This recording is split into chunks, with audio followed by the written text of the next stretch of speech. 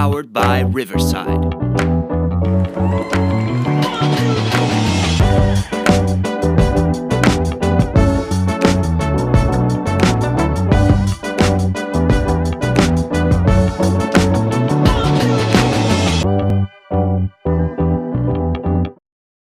Powered by Riverside FM.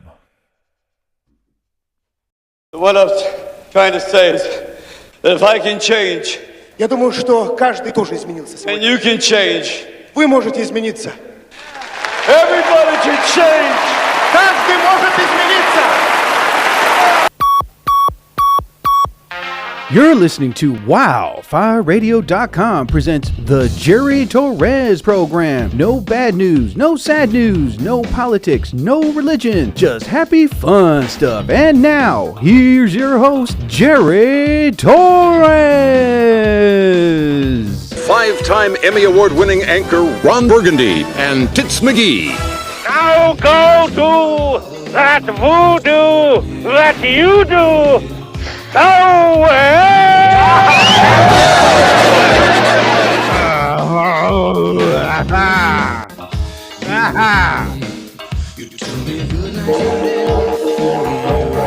That's a better didgeridoo.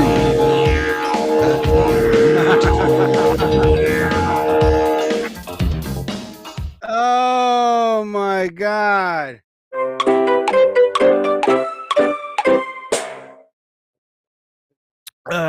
Well, welcome one and all to another episode of the Jerry Torres program. Appreciate everybody coming on, staying on. Thank you so much. Yesterday, like I was saying, man, it was a pretty busy day. Yeah, I managed to get things done, and now I'm just going to do my podcast and just chill. He did it. No, I did not. Anyway. There's no takeout at the Rodizio.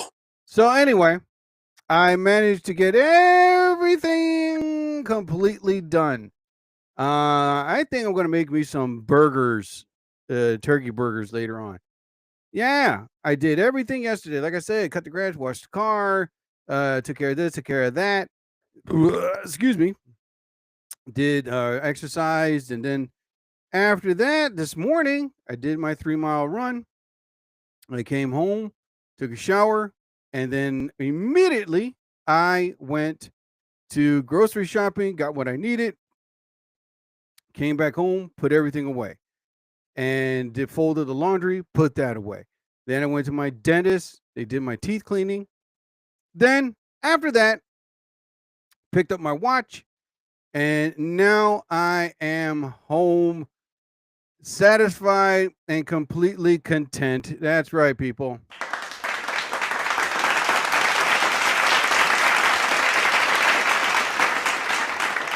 Thank you. Thank you so much. Appreciate that. Anyway, so other than that, man, I'm content. I am like, I don't have anything on my list. I got everything done. So I don't want to take a nap. I don't. I mean, good Lord, I can't take a nap. I don't want to take a nap. I pretty much right now just want to get this podcast done, write some focus on my comedy material, and then, ow, damn it. And then after that, just like I said, just chill the rest of the day, watch anything on TV, watch movies, and just making sure that I accomplished what I had to do this weekend. Even though the show was canceled yesterday, which got me upset. But I mean, I understand it's part of the business. But I will be going back on stage again. I'm going to start the routine, doing open mics, doing regular shows. I can stay sharp, on the edge. Oh, wait a minute. Wait. Let me find it. Do I got Snap in here? Snap. I know I have to have it. Hold on. I know I have to have Snap. There we go. Snap. There we go. All right. So I know I got to be quick. Oh, my Lord. I got it. There we go. So I know I got to be quick. Oh, my Lord. Oh, that's how you got to be. All right. I know I got to be quick. I know I got to be. Okay. I know I got to be quick. Damn it. And I know I got to be sharp. And I know I got to be alert and be professional. There you go. That snap was horrible. What the hell was that? That wasn't even a snap. Oh my God. Jeez. But snapper. Shut up, you old hag. I don't know what the hell is talking to you. Go back in your closet. Anyway. So, yeah. I'm pretty much now I can relax the rest of the week. Because after I do my podcast, I am going to rehearse my comedy and then write a little bit. It's still early in the afternoon. And then after that, cook a nice, wonderful meal. And then after that, rest of the day, just chilly willy, watching movies. And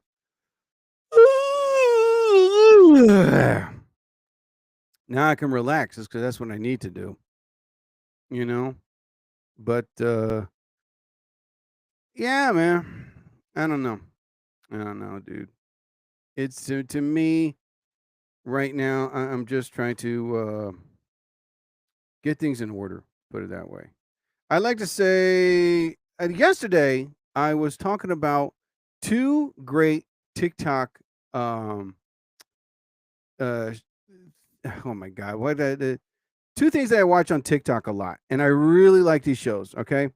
One of them is called the SwissWatches.com, right? Now, this is a guy that runs a jewelry store, high trends jewelry store in Georgia. I think it's in Georgia. But anyway, and he always gets these individuals that come in there with jewelry, watches, bracelets, diamond necklaces, solid gold, whatever, right? So these people come in there, and I know I did my research on this place. Very tight security, armed security. I mean, as soon as anything happens, I mean, forget about it. There was nowhere to run, nowhere to hide, right? Because they carry cash, gold, jewelry. They take no chances. Especially for a high-end jewelry store. Because of all the jewelry stores that are being robbed and windows smashed, this place is very well secured, very well prepared for anything to happen, right? So anybody that comes in there thinking, I'm going to rob this place, good luck. You will get shot. You will get killed. But anyway, so he's a really cool guy, this guy. And you can tell he's professional. He's been doing the business for a very long time. And he can tell the good from the bad, right? And legitimately, this guy was very well educated that if you have, say, like a Rolex watch or a Patek Philippe watch, you got to have the paperwork. You got to have the paperwork. Now, even though, yes, they'll check the serial number on there to see if this watch was stolen or belonged to somebody, because anyone knows, like me, I love jewelry. I'm more of a silver and stainless steel guy. I'm not into gold anymore, but if I had bars of gold, yeah, that's fine, but I'm not going to wear it. But besides all that, so if, like, say you come in there with a Patek Philippe watch at this place, and again, this TikTok interesting network that I see is called SwissWatches.com, right? Great episodes. So if you have, for example, say if you have a Patek Philippe watch and it's valued at $130,000, right? And, you come up in there, yeah, I want to get rid of this watch. And all of a sudden the guy looks at it, he goes, oh, it's a sweet piece. It's pretty cool. It's hype or whatever, right? So he looks at the piece, and right away, if you don't have the legit paperwork, he's not going to give you the full amount. Like, oh, we can't give it, say, oh, we'll take 75,000, but we'll take 10 because you don't have the paperwork, right? So what he'll do is we're going to check the serial number, and he does that, and to make sure if the watch was stolen, to find out the original owner, everything is on the serial number from watches, right? So next thing you know, everything's cool. Bing, bang. If everything look cool, legit, he asks for your ID, you get cash or check, right? I don't think that's wise. I think the third option should be the money should be deposited in the person's account immediately. Yeah. So So anyway, so he would get these people that would come in there, sob stories, ridiculous stories, and the worst acting you've ever seen. You can tell they cover their faces because they're effing lying, right? Some of them were legit. Some of them were like, "Hey, I got like gold," and he would look at them. He would, "Dang, these are sweet pieces. This is nice." And all of a sudden, it gives them cash value, what they're worth. Now, people are like, what do they do with the gold? Okay, what do they do with the jewelry? Well, they try to resell it. Number one, clean it up, make it look legit and clean. Depending on the gold, they will probably melt it and or they resell it. They could do anything with it. It's a jewelry store. So they take whatever they want. If it's like a necklace with diamonds, I don't know. Like I said, they could resell it. It's their place of business. They could do whatever they want. But I knew a guy years ago that worked at a jewelry store. He owns it. He owns two of them. And I asked him that question. He goes, well, it depends. I mean, if it's legitimate jewelry and we resell it. If it's like we see this, it's all scratched up and gold is, and the diamonds look a little. What we do is we take out the jewelry, and then melt out the gold and probably rebuild it as like a ring or a bracelet. And it's like a process. It's recycling, I guess you can say, right? So this show on TikTok, it's called SwissWatches.com, right? As a matter of fact, I'm not gonna go on TikTok live. Forget it. So he gets these individuals that come in there. Some of them are honest, legit. Others come in there like with the most ridiculous stories, and others come in there dressed like as if they just got out, like they just love to dress up in the dark, right? When I'm going to the high-end jewelry store, I'm sorry, I'm dressed as super casual. I wear a suit if I have to. I'm not going to go in a high-trend jewelry store with an expensive watch, and saying, "Yeah, I got this watch." Why you dress like you're homeless? I'm not. Whatever. They come up with the dumbest stories. But the guy's cool. He keeps it professional. As long as you have a legitimate ID and the jewelry is stolen or is not legit, you can't run, you can't hide, right? Anyway. And he gets these other individuals that try to act tough, that try to think that they're invincible and vulnerable, intimidating, and they're not. He even got on one guy, "Yo, how you like me to go up there and smack you in the face?" And the guy got ignorant. He said 50,000. And he said, "I could give you, what was it, 30,000?" Grabs the calculator from the guy's hand. He goes, "No, I said 50,000." So the guy was up in there. If he was a tough guy, number one, he would have never blocked his face. Number two, the guy working behind the counter goes, "Listen, dude, we got so much tight security. You threatening me and you saying you're going to smack my face, it's not going to happen." And he stepped back. The guy that was threatening him was like, looked back, turned around. And there was a woman there, the same thing, trying to act tough, trying to be intimidating. Okay, number one, you people that walk into that store, stop trying to act tough. Stop trying to be super intimidating, and stop trying to think that you are the most invincible person ever. You develop this world in your mind, and it is a pathetic world that you're creating about who you think you are. You know what I mean? First of all, when the guy says he has tight security and you're in there threatening him, trying to act all tough, trying to give out these, intimidating words and speeches and threats, the guy was like, I would love to see security just jump out, tase him, arrest him, and next thing you know, they're not tough anymore. You know what I mean? When they say a cop, they're not tough anymore.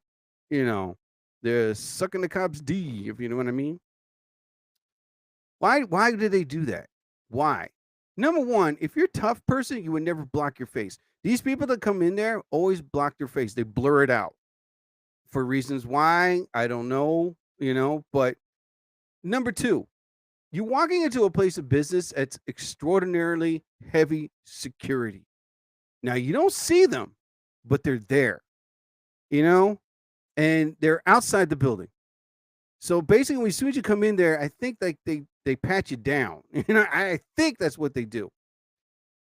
3, even though your face is blurred, they got your face as soon as you walk in there.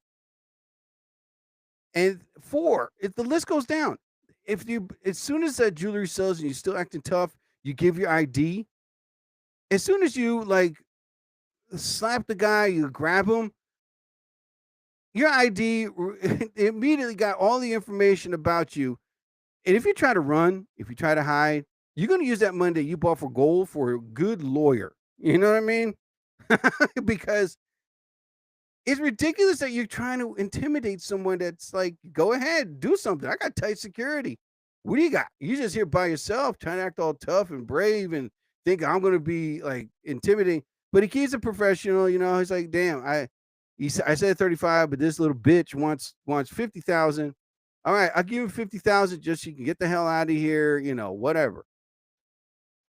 I don't understand these people that they think they're going to create someone in their mind and think, wow, I see all these tough guy movies. I could be Chuck Norris, Charles Bronson. Yeah, that's who I am. But as soon as someone shoots a gun in the air or points a gun at your face or the cops show up, oh, yeah, you're tough, all right. When you run the other way or when you piss your pants, just be yourself, be relaxed, stay focused. All right. It's just a jewelry store. You're just trying to get rid of a watch or jewelry that belonged to someone that didn't love you or that you got a gift from it. And you're like, damn, I want to get rid of this. That's what the police is there for. They give you cash, you give you check. I think the other option should be they should immediately have a QR code and just have immediately scan that money into your bank account. That should be the third option. I cannot walk out there with $50,000 or $100,000, you know what I mean, with stacks of cash and just, no, I can't do it. Not even a check. Well, even though now you can deposit a check into a bank account immediately, but I'm like, oh, man, that means I have to carry a weapon if I carry that amount of cash with me. That is legitimate scary. I can't do that. But besides all that, I mean, that show, it's on TikTok that I love watching. It's called, hold on, what the hell is going on here? Yeah. So the show that I watch, it's on TikTok, SwissWatches.com. It's a really good, it's on TikTok right now. I watch it every time it comes on. And again, why do these people come up in there thinking they're tough? You're not. Stop trying to be tough. Stop trying to be intimidating. Stop trying to, thinking that you're a fake tough person. Again, the guy always says there's tight security in there. It's not going to happen. If he says it, calm down, take a deep breath, take a step back and walk away. Stop trying to be a tough person because the guy on SwissWatches.com, he's really cool. He's really professional and he knows his jewelry. Don't test him. If he says it's the amount, just take it. If you have the paperwork, have it ready. Because he's like, if you don't have the paperwork, I got to deduct $5,000. And if he takes the jewelry, a watch or bracelet, whatever, if he takes a watch, they check the serial number. If it's all legit, then bam, you get your money. But the thing, what the hell do you call it? Damn it. But anyway, this show is called SwissWatches.com. It's on TikTok. You got to see the episodes every time it comes on. It's always somebody that's cool, professional, nice. But again, you get these other people thinking like, I'm going to put the fear of God in this man. I want this amount of money. And it's like, oh boy, really? So for those people that walk in there, number one, you're not tough. Number two, stop trying to intimidate people. Number three, you're not who you say you are. Because as soon as you do something, security will jump you. They'll tase you, and it's a waste of time. Just be cool, be calm, be relaxed. If you have a watch, a bracelet, a diamond ring, you just want to get rid of it, just go up in there, take the money and run. That's it. That's it, man. I just don't get it, man. I just don't get it. They think like the whole world's going to know who they are. Yeah, an asshole. That's who you guys are. So don't test that guy. It's on SwissWatches.com. All right. Jeez, man. Hey, Godson, how you doing? Oh my God, man. Oh, good Lord. Oh man. Anyway. So yeah, so anyway, and there's another program on TikTok. It's called Julian Blanc. I like this guy. I really do like this guy. Number one, he dresses how he wants to dress. That's what's cool about him. You know what I mean? Paulo Cruz, how you doing? But this guy's such a professional. I don't know if he's a professional psychiatrist, but he's so a motivational speaker. Very professional what he says about thoughts and feelings and how, not to worry about this, don't be intimidated by that, don't be having anxiety of people that are liking you or not liking you. And when I listen to him, this guy named Julian Blanc on TikTok. I already mentioned SwissWatches.com. That guy's really cool and professional. You got to see his episodes. But another one that I always see is Julian Blanc. He's like giving free psychological advice. You know what I mean? I don't have insurance, but I can listen to Julian, But he's up and on that stage wearing whatever he wants. But he's giving like extraordinary, passionate words of wisdom. And he's helping people. He's helping people through like daily anxieties and worries and fears that they go through in life. Will my boss like me? Would these people, I want them to like me? What if they don't? What if they hate me? What if I do something or say something stupid? But he just gives great insight and informative advice, helpful advice, extraordinarily helpful advice of what type of person you should be and not be, emotionally, physically, and mentally. That's great because a lot of people need that nowadays, and yeah, he was a guy pretty much, like prime example, me. Let me give an example of myself. Okay. If someone doesn't like me, I really don't care. I really do not care because number one, it's not going to affect my life. It's not going to stop my schedule.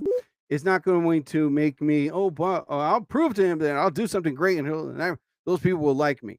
If you don't like me, I really don't care. I really don't give a fuck. There, I said the language. I'm sorry. I was like that in high school. I'm like that today. I am not going to waste my time, energy, for you to, I don't know, put an implant in your mind. Wow, you know what? I hated Jerry's guts, but something about him, he's really cool. Yeah. I'm not going to waste my time. But this guy, Julian Blanc, he gives for people that are like, I want them to like me. Hold on. I want them to like me, or just job is horrible. What do I do? I'm having anxiety. My ex is my girl, whatever, breakups and stuff like that. He puts into perspective to say, listen, if you're experiencing this, do this to help. Go for a jog, go to the beach, read a book, get out of the house. Stop worrying about this. The more you worry, the more it's going to affect you. It's going to put you in a hole in a box that you'll never get out of. And I'm listening to this guy, and the first thing I'm saying is, you know what? This guy is giving wonderful advice. Wonderful advice. I'm sorry. I got an itch in my leg. There you go. Got it. And every time he has an episode, I would watch it. I would listen to it. And I'm like, wow, this guy is giving out extraordinarily great advice, So those are the two shows that I watch on TikTok, SwissWatches.com and Julian Blanc. I don't know if I should call him Dr. Julian Blanc, but I don't know if he has that official title, but he should. He should have it. Oh man, people. I decided to get on TikTok Live just for a little teeny tiny while. Oh man. because after this, I am just going to rehearse my stand-up comedy, maybe write a little bit, and the rest of the evening just effing chill. Yeah, because I was busy yesterday. All day I was busy yesterday. I don't know how the hell I took a nap, but I managed to take a nap just to rest my body. Sheesh. Anyway, so what the hell was this? My watch was fixed. Thank God. Now it fits my wrist. I was like, what the hell am I talking about, man? I am that tired. Yes. Oh my God. Yeah, it's called the Pro Diver watch, and I love it. It's a really beautiful watch. So everybody's like, "Hey, you love Invicta?" Yes, I do love Invicta. I started falling in love with it 2 years ago. There's a coworker of mine that wears Invicta watches. He got me into it.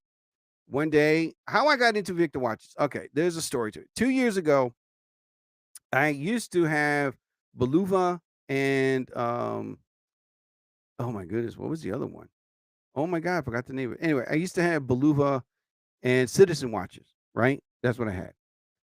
And one day, I said, wow, you know what? I need a new watch. So every time I went to the store, these jewelry places, I say, hey, I need a new watch. I will see a Beluva watch. I am not going to pay $800 for a watch. Next thing I know, I see a Citizen watch. I am not going to pay $500 for a watch. I was like, man, I need to upgrade. I need to get rid. I have 2 watches. That's all I got. So a coworker of mine had these Invictas. Every day he wore a different watch. I was like, oh, was that a different watch? What the hell is that? What the hell is that? He's, oh, this is my Invicta watch. And bam, he would show it to me. Booming, beautiful colors and style and uniqueness about it. I was like, you know what? Whoa. So where'd you get that? It's like, oh, I got it online. And they have Invicta stores over here. So next thing you know, he said, just go in this, just download the app and just check it out. So I did. Got on I. It's the letter I. It's a yellow I. So I downloaded the app, and next thing you know, I started shopping for Invicta watches. And I was like browsing through, and I see a couple of them that I liked. I ordered it. It came through the mail in this beautiful box, and all of a sudden, I can't remember the first one I bought, but it was a nice looking watch. I bought it, and I was like, yo, this watch is sweet. All of a sudden, I was getting compliments, and in my head, I'm thinking, yo, there's something about Invicta. I don't know what it is. So from 2 watches down to 3. What I did with the other watches, I took it to a pawn shop. I had to get rid of them. I got like $600 for it, which is not bad. You know, I just owned like 3 watches at the time. But Beluva and Citizen watches, they're expensive. They never drop the prices. Ever. Invicta, this is what's beautiful about Invicta. Invicta watches, when they have a watch, say of a high value, say I'm throwing a number here, $5,000, right? Anyone with the money can afford and to pay it, right? But then there's other people that, man, I wish I could get that watch. So a few months go by, maybe 6, right? Maybe, all of a sudden, what the hell is this? Oh, I'm sorry. Give me 1 second here. All of a sudden, the price drops, right? It drops. Awesome. So what the hell? I thought I had a drop noise. Oh my Lord. There it is. Drop. And it's like 50, 40%, 70%. So you get this alert on your app, right? And it states, hey, Invicta's having a sale, 70% off. You have 2 hours. So you go on there, you check them out. All of a sudden, it's that watch you wanted. It was $5,000. All of a sudden, it sells for $200. What are you going to do? You're going to pay $5,000 or $200 for a watch? You go for $200. But it's the watch that costs too much money. And that's what I was doing. So I got a watch that was at value of, I think it was $2,000. And said, I am not paying for this watch. So I waited and waited. Finally, one day, the price went down to $90. Because it's inventory. They're trying to get rid of everything, wholesale, whatever. They don't auction. They don't be like, take it as is, dude. Screw it. All of a sudden, I got my watch that I wanted, and it was more than one. Now I have, I think, 20 Invicta watches. Yeah, 2 of them I'm gonna get rid of because I hardly wear them, and one of them doesn't even work. No, it was my fault. I did something to it I wasn't supposed to do, so I gotta fix it. But I mean, I got it fixed once. I'm not gonna get it fixed again. I hardly wear it anymore. It sucks, but it is what it is. So there's so many styles, so many brands out there, and like the thing is about Invicta, they have more than one. You know what I mean? They have different styles, different colors. They have NFL, Marvel, DC. It's what's beautiful about it. And again, Invicta watches have been known just drop the price so people can afford them and get them. I'm sorry, I'm looking at my monitor right here, man. So, I mean, if you are an Invicta watch guy, you know what I'm talking about. They have these conventions, and then it's a Swiss company. Japanese want to buy it. I think that's how the story goes. But I mean, come on. So I got 20 Invicta watches. I'm addicted. I mean, they're beautiful designs, beautiful colors, beautiful styles. I'm like, oh my god. Balua is beautiful. Again, Citizen Watch is beautiful. Rolex, even Patek Philippe's, and I would never buy a Patek Philippe watch. Too damn expensive. Hey, Hinton Star Wars, man. Let me invite you just for a little while, buddy. Ladies and gentlemen, this is Hinton Star Wars family, and this guy makes great Star Wars stuff. Yeah, I'm hoping he comes on. If not, that's fine. I'll still shout you out. I just invited him to come on with me live for a little while. But yeah, so if you're interested in this guy, Hinton Star Wars family, it's HINTON Star Wars family. If you listen, Halloween is about what? Let's see, God damn it. Okay, it's August, September, October. Okay, almost. Damn it, I got to do my math. What the hell? So it's almost 3 months away. So if you're interested in dressing up as a favorite Star Wars character, get this. Oh man, wait, sorry, I can't come on in LA. Damn it. All right, I'll give you a shout out. So yeah, if you're like I said, Star Wars, Halloween is 3 months away, people. 3 months away. And if you're interested in dressing up as your favorite cosplay or your favorite Star Wars character to a Halloween party, to Halloween event, I would say check this guy, Hinton Star Wars family, and he can help you design a really great outfit. But I would say check this guy out now. Don't wait till September. Don't wait till October.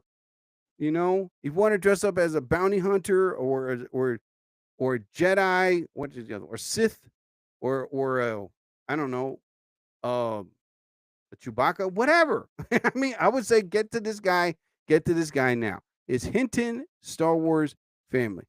Just saw Superman at Chinese theater last. I saw Superman 2. Yes, I did.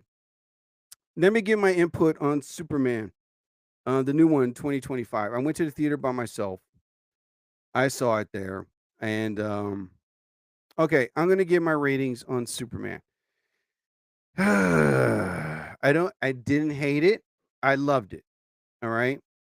To me, it could have been. This is how. Okay, damn it. I don't. James Gunn. Listen, James Gunn is awesome, and he did a great job. But number one, too many villains. Number two, it's called Superman. One critic that I read said it best. He goes, the 1978, when it said entitled Superman, it was all Superman. The 2025 title of the movie was Superman. But why did the Justice Gang come in? Why not call it Superman and the Justice Gang? You know what I mean? I was like, okay, all right. Then with Crypto, the dog, and then Green Lantern, Mr. Terrific was awesome. Hawkgirl was cool. And I was like, man. It was like, I kept saying to myself, this critic was right. I mean, it's like, if you remember the 1978 version of Superman, it was all him. He destroyed this, saved that, stopped Lex Luthor. The man was a multitasker, saving the city, saving the world, right? And it was a great combo of the vintage comics. Yes, it was. But I mean, Superman. That's like saying the Dark Knight, and then all of a sudden the Justice League comes in. No. In all of the Dark Knight movies, the Christopher Nolan Dark Knight movies, not once did he had there was Catwoman, and who was the other one? He had Bane, stuff like that. The Joker, Bane, Scarecrow, but it was like one or two villains. Superman had help. He was fighting like his clone. I don't know, man. It was okay. Another thing, they should have kept the original Superman theme song. That's another thing they should have done, but they didn't do it. So I was like, oh man. I walked out of that theater thinking, okay, it was good, but damn it, just keep the original Superman theme song. What the hell was wrong with that? I mean, you own the song. It's okay to use it. It's not outdated. I don't know, man. I really don't know. Nowadays, it's like a stew of confusion about the ratings of this particular movie, because when you think about a lone hero, lone hero has the title. Like, again, The Dark Knight, all the Christopher Nolan films, it was all him, just by himself, right? The 1978 Superman, it was all him. He had no help. He had no backup. It was all him. So then, what is it? 4 decades later, you're like, oh, wow, okay, cool. And all of a sudden, 2025 comes around with CGI technology more advancing than it is now, AI, everything else. We finally get another Superman film. And what happens? It's not all him. Justice Gang comes in, saves the day, and it's like, oh, man. And now they get the Kryptonian language. No, I didn't agree to that one either. It's pretty much they speak English, you know what I mean? But they gave them a language. I was like, oh, what are they doing? Oh, my goodness, man. The way films are nowadays, in your mind, you keep thinking someone's going to do this movie and do it right. Okay? Like the Fantastic Four movie. I'm going to go see it. I hope they do it and do it right. I hope they get Galactus right. I hope they get Silver Surfer right. And I hope they get all the characters right. Because damn it, with the Fantastic Four, this is now what? The 5th time they're doing it, and they haven't done it right. This is it. This is the last shot, man. After that, I don't know about. They should stick to making cartoons if the movie fails, which I know it won't, but still. Oh my goodness, man. Movies. What are you gonna do? Hey, we're getting a lot of people here. So no, thank you. The way movie films are nowadays, it's just ridiculous, man. There's so many movies coming out. Superman's already did. The Fantastic Four is coming out. Another Avengers movie, and the list goes down. Oh my goodness! Which is why Hollywood's pretty much losing their touch. And they said now that another Judge Dredd movie is in the works. I was like, yes, they should have been doing it back to back since 2012. I mean, I love Judge Dredd. I really do. I used to read the comics. When the 1995 disaster film with Sylvester Stallone, I was like, great. There goes the franchise. 2012 comes around. Someone does Judge Dredd right. and now it's an instant classic. It's legendary. It's perfect, right? All of a sudden, nothing comes out. So then Amazon Prime said they're going to do a Judge Dredd series called Mega City. I was like, okay, cool. And now they're in the works of making a movie. I was like, yes. All right.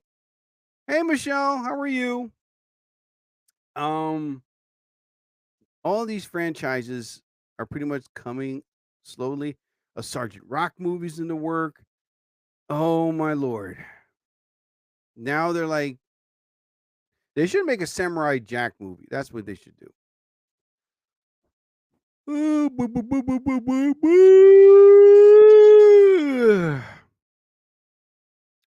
going to make me a small meal as soon as I get out of here. Yeah. Oh my God, man. So anyway, people.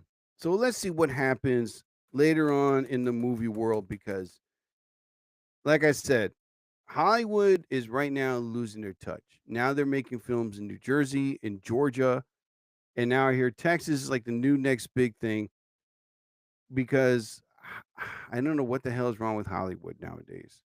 Yeah, I don't know. Asking for a friend. Frustration builds, people. So besides all that, movies are coming and they're back. Thank God. All right, guys, I'm out of here. Hey, I'm on TikTok. Boom, I'm out. All right. Yeah, I'm not going to be on it. Bing, bang, boom. Boom, boom, boom. Okay. And oh yeah, this podcast show goes out to the shout out of my lady, my girlfriend. I'm there for you, honey, and I'm kissing your forehead, kissing your lips, and I am giving you the biggest hug in the world. Okay, baby. Yes, my girlfriend will hear that, and she's gonna love me. Anyway, so let's go on here, people. All right, so I was online. The great classic film, the Stanley Kubrick film, Full Metal Jacket. It is great. I love that movie from beginning to end, right? But when you watch this movie, it has wait a minute, what the hell is wrong here? What the hell? Okay, this one says 50 plus facts about the Stanley Kubrick film Full Metal Jacket. I was like, all right, I'll read this. So, a number of the Vietnam era films were released in the decade or so after the conflict's conclusion. And among the most popular was Full Metal Jacket 1987, directed by Stanley Kubrick and based on the 1979 semi-autobiographical book by Gustav Hasford. It became a box office success, bringing in $120 million. The following is a list of well-known facts about Full Metal Jacket and the cast that made the film as powerful as it was. So I'm looking at this and I'm like, you know what? Why not? So here, what the hell? I thought it was going to be, oh my Lord. Okay. Val Kilmer helped, Val Kilmer helped Matthew Modine secure the role of Private Joker. I was like, what? So Matthew Modine was experiencing a hot streak in Hollywood during the 1980s. He wasn't on Stanley Kubrick's radar when it came to casting Full Metal Jacket. And in fact, Modine himself wasn't even aware that the film was being produced. It wasn't until he had a less than enjoyable encounter with a fellow actor named Val Kilmer at a Los Angeles diner that he found out about the role. Kilmer was wrongfully under the impression that Modine was vying for the part as Private J.T. Joker Davis. Okay, anyway, and thus incredibly hostile toward him during their anticipated meeting. Kilmer's mood left a bad taste in Modine's mouth and prompted him and his agent to send Kubrick some of the acting examples. He was subsequently offered the role. Wow. Okay. Denzel Washington could have been Corporal 8-Ball. If you remember, Alabama Snake, whatever, that was the guy. So before Dorian Harewood, who did an excellent job was chosen to portray Corporal 8-Ball. Then up-and-coming actor Denzel Washington was up for the role. However, as he wasn't able to read the script before the audition, he declined. He's since come out and said he regrets turning down the part. So Denzel Washington, what had he chosen the part, he could have been Dorian Corporal 8-Ball. Man, I didn't know about that. And speaking of actors that turned down roles, Denzel Washington wasn't the only actor to turn down the role of Full Metal Jacket. Before Adam Baldwin graced the big screen as Sergeant Animal Mother, Arnold Schwarzenegger was offered the part.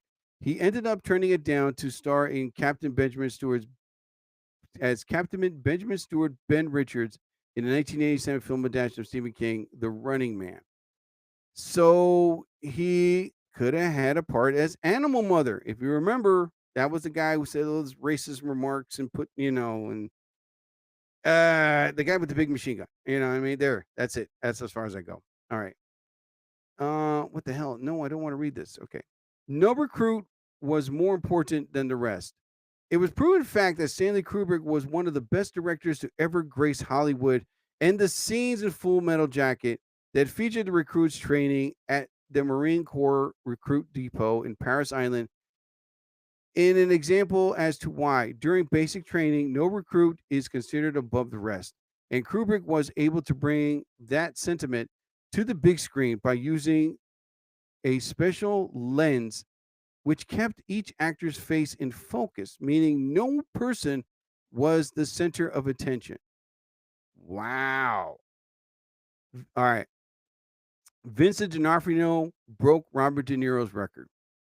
To play Private Leonard Gomer Pyle Lawrence in Full Metal Jacket, Vincent D'Onofrio had to gain 70 pounds. It took him 7 months to put on the weight and another 9 to lose in once the filming had wrapped. Prior to this, right, the record with the most weight gain in the film world was Robert De Niro, who put on 60 pounds to portray Jake LaMotta in 1980's Raging Bull. Interestingly enough, no actor has been able to break the record since, despite being nearly 40 years later. Here's another thing. Oh, man, my throat's getting dry. Uno momento, por favor.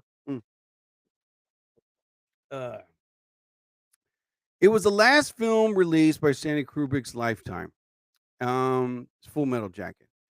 When compared to other famed directors, Stanley Kubrick's resume is rather short. In fact, he only made one film after Full Metal Jacket premiered in the theaters. And it was it was released Eyes Wide Shut, starring Nicole Kidman and Tom Cruise. Made its box office debut in July 1999, just a few months after Kubrick suffered a fatal heart attack. Wow. Here's another one. Matthew Modine chose Full Metal Jacket over Top Gun. I didn't know this one. So it's hard to imagine anyone other than Tom Cruise playing Lieutenant Pete Maverick Mitchell in 1986 Top Gun, but the truth is he almost wasn't. Matthew Modine was initially offered the role, but turned it down to star in Full Metal Jacket. Modine was aware that Tony Scott's action film would likely overperform at the box office, yet still chose to decline the part. According to Modine, Top Gun's glamorization of the U.S. military went against his anti-war beliefs. Sorry about that.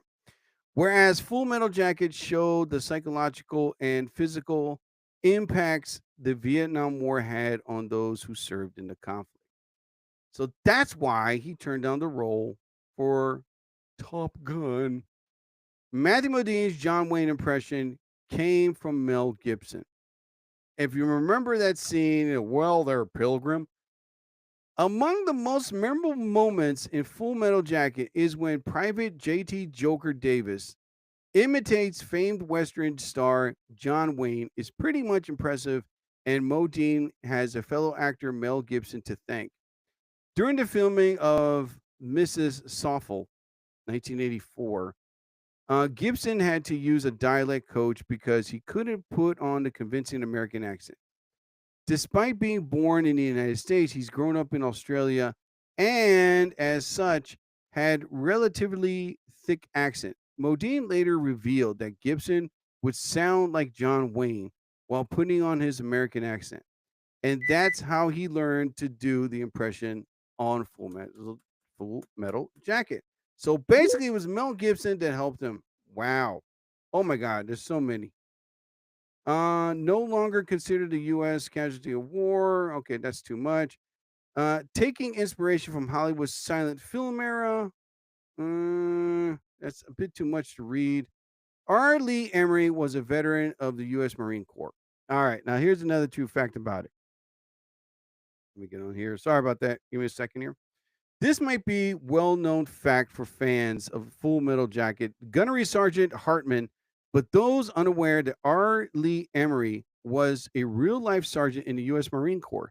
Before appearing in the film, not only that he served 14 months in Vietnam, Emery's first foray into acting was as a helicopter pilot in Francis Ford Coppola's 1979 war film Apocalypse Now.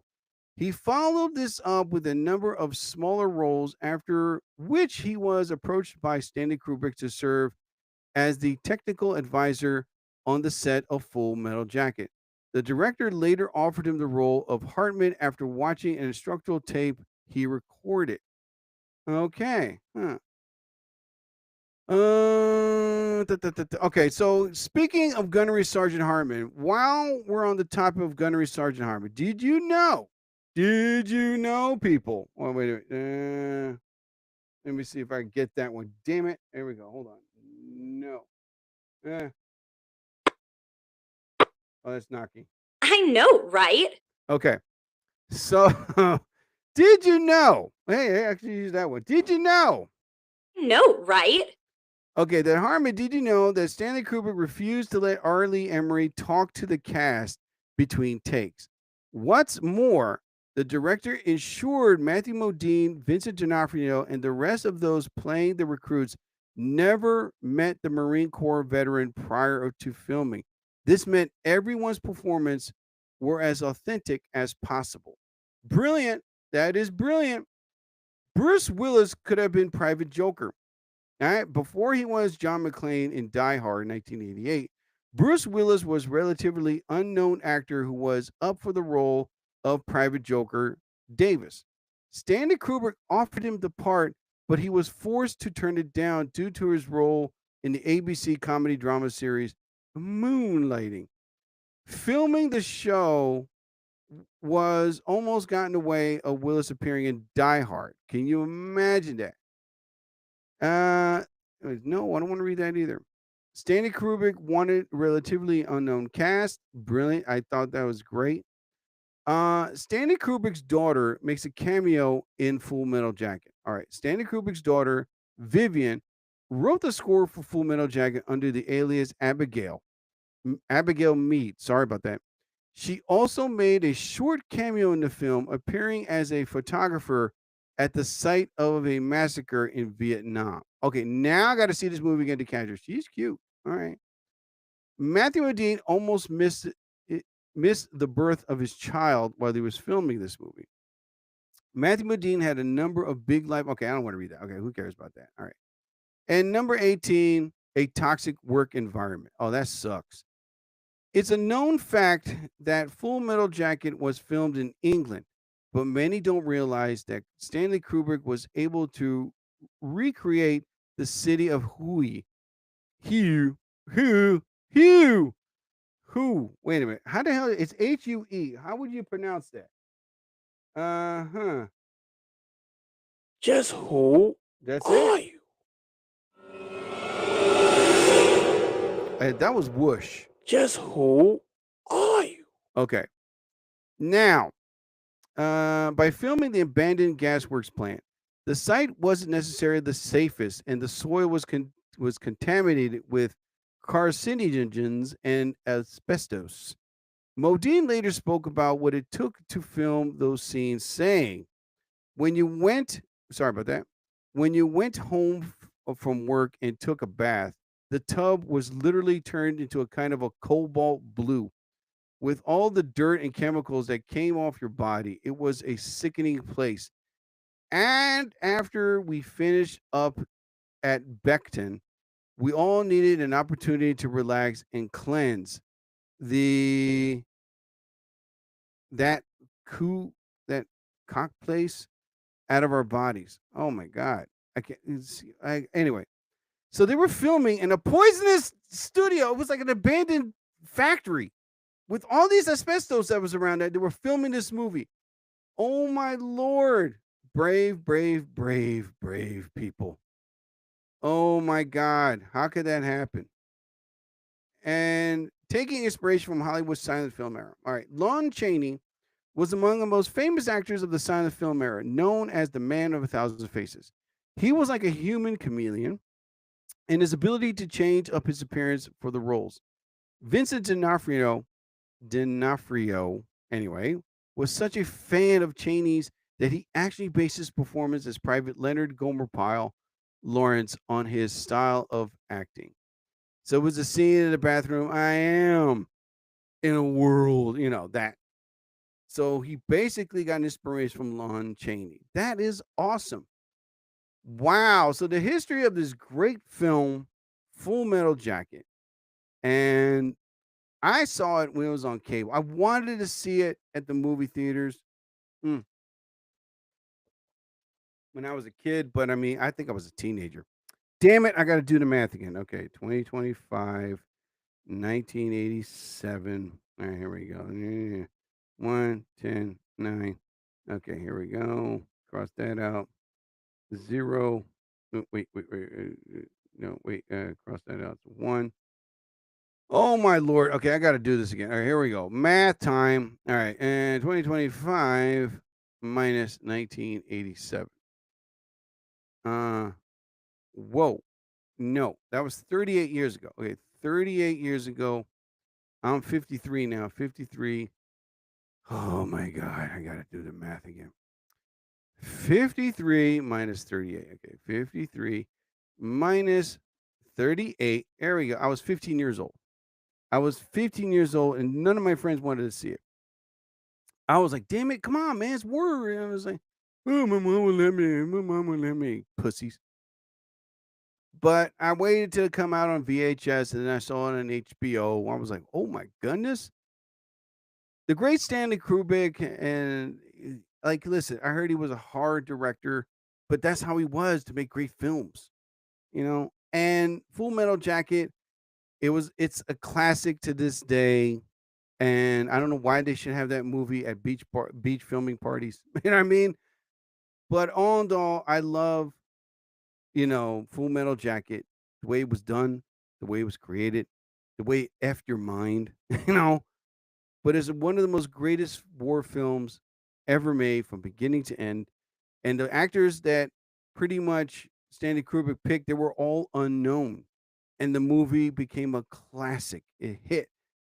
So leave it up to the great Stanley Kubrick to know what the hell he's doing when he's making a great film. And I love Stanley Kubrick's Full Metal Jacket, even though there was a lot of things that were wrong. Like number one, the end of the movie where they sang the Mickey Mouse song. A lot of professional soldiers that were in military combat, they all said the same thing. We don't do that. They all said that we don't sing in a chant out, sing out loud song because we don't want the enemy to know where we are, and that'll give away our location. So yeah, we wouldn't sing. We just keep our mouths shut and keep our conversations to a low, and that way, we can go to our next destination in safety. So yeah, that was one thing he said. We don't do that. We don't sing aloud to, give our location to the enemy. But besides all that, Full Metal Jacket is a full classic. I love it. Check it out. Watch it with your young kids before they go back to school. Anyway, I'd like to thank everybody for listening to another episode of the Jerry Torres program. As you all well know, I am an accomplished author. I have written a book entitled Chinese Food for Breakfast. You can find my book either on lulu.com, that is Lulu, or on Amazon Kindle. And it's an ebook. You could download the book, read the book anytime, anywhere on your phone, tablet, or your laptop. Sorry about that. And the book is only $4, people, so you're not going to be breaking the bank. So download the book today and enjoy a good read. Also, listen to Latice Mitchell's podcast show, Tice Talk. It's in the works of making a comeback. I cannot wait. Her podcast show is about family, relationships, the things she sees and talks about it on stage. She's one of my closest and dearest friends in the comedy world, and I can't wait to do comedy again with her because we make a great team when we do stand-up comedy together.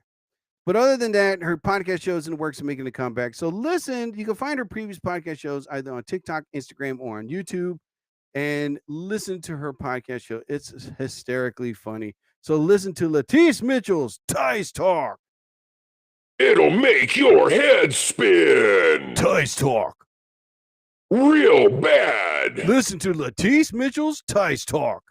Get wrecked. Also, listen to Gordo B's new album. It just came out. Find him on TikTok, Instagram, or on YouTube.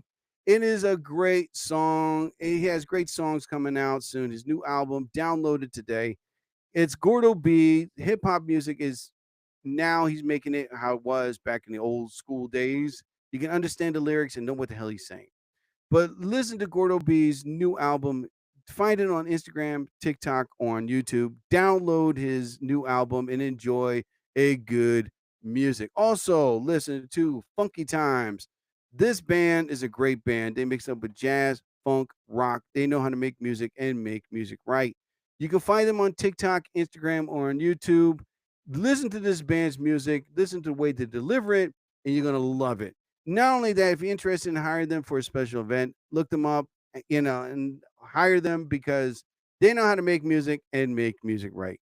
So listen to Funky Times. And speaking of Funky Times, I use their music to close my podcast. Thank you so much, ladies and gentlemen, for listening to another episode of the Jerry Torres program. As I always say towards the end of my podcast, whatever religious figure you believe in, may you be blessed. I bid you all a fondue. I'll be back. So I ask you all, please don't go changing. I'm gone. Get gone and bye.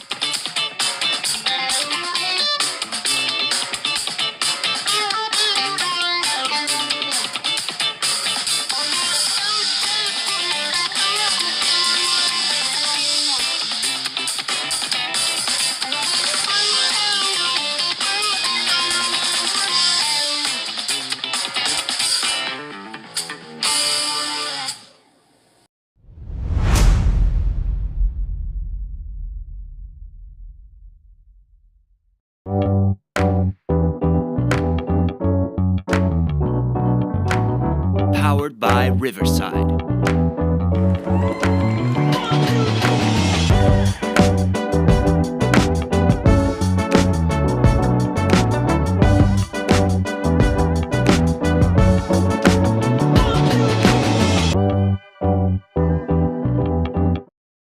Powered by Riverside FM.